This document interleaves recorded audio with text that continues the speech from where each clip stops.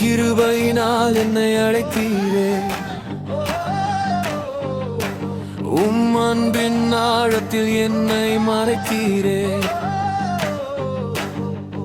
அழகாய் என்னை நடத்தி ஆளுகை செய்ய வைத்தீரே. உமக்கு நன்றி, உமக்கு நன்றி அப்பா.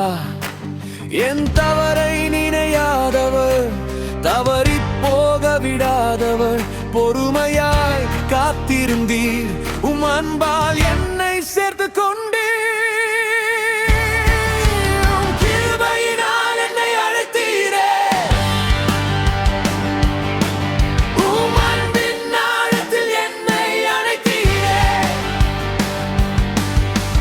கிருபையினால் என்னை வாழ வைத்தீர். உமக்கு நன்றி அப்பா, உமக்கு நன்றி அப்பா.